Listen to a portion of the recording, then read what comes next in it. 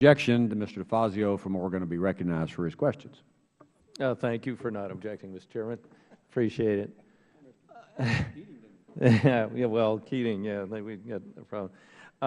First, I would observe, Mr. Chairman, that I did introduce a bill today we cleverly called the Tusker Act, H.R. 1945, that would require that countries that are identified under CITES as significant source, transit, or destination points for illegal ivory or rhino horn immediately enter into consultations with the U.S.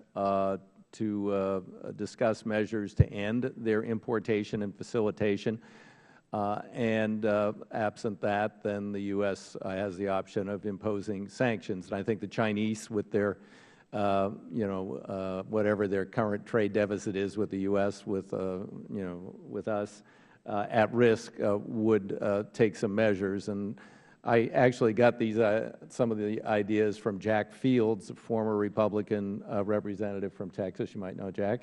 And Jack worked on this on a bipartisan basis the last time we had a huge crisis, and we did pass a bill. It was particularly targeted at Hong Kong and some other areas at that point. They got the message pretty quickly, and it stopped. But of course now ivory is infinitely more valuable than it was then, and now you are talking about dealing with Lord's Resistance Army or ISIS or who knows who are financing their nefarious activities with this. And so I would just put to the panel, I mean, first, I'm not aware that even though the President has CITES, has authority under Pele, that he has thought about or has initiated any use of it against these target countries, even though we are initiating rules here.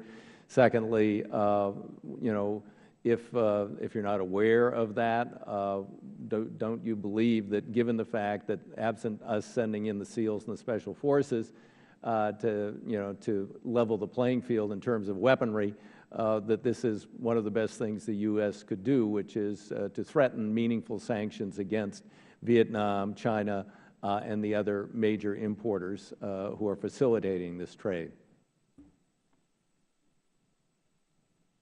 So 2 questions. One, has there been any consideration or discussion of invoking Pele, yes or no? And if not, would this not be potentially an effective tool?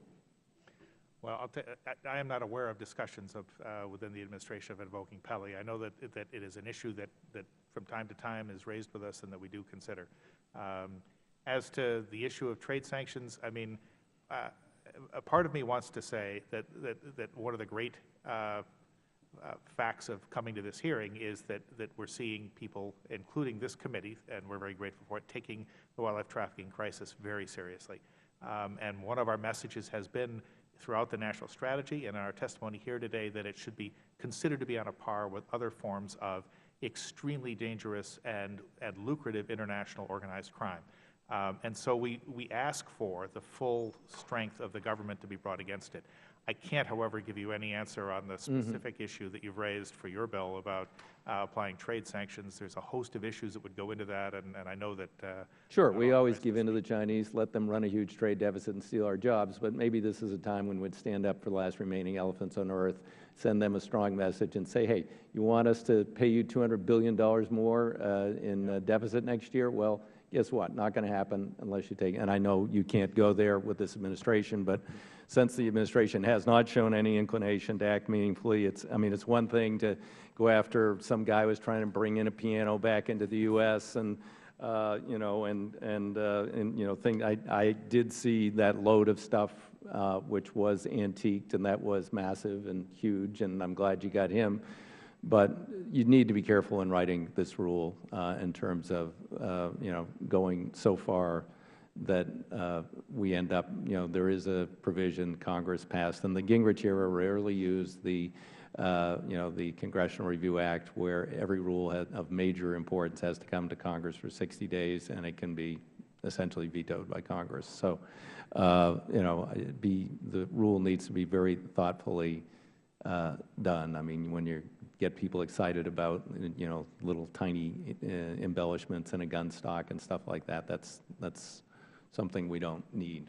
Thank you, Mr. Chairman. If I could just supplement my answer, because I'm informed that, in fact, we are looking at the issue of Pele sanctions with regard to Vietnam and its role in the rhino horde trade, and we're also looking at Mozambique. So those things are being considered for those two countries. Thanks. Let's look at China on ivory. I know it's tough to ever stand up to China, but we should do that. If I could just add and supplement what Mr. Dreyer said, in our negotiations of the Trans-Pacific Partnership, as well as our negotiations with the European Union and possibly a transatlantic trade agreement, we are including environmental aspects, including wildlife trafficking, that would be subject and bound to dispute resolution and binding enforcement. So that is one tactic we are taking to look at the trade side. And specifically with regard to China, we have certainly been elevating the issue of wildlife trafficking in our engagement with the highest levels of the Chinese government. President Obama has raised it with President Xi.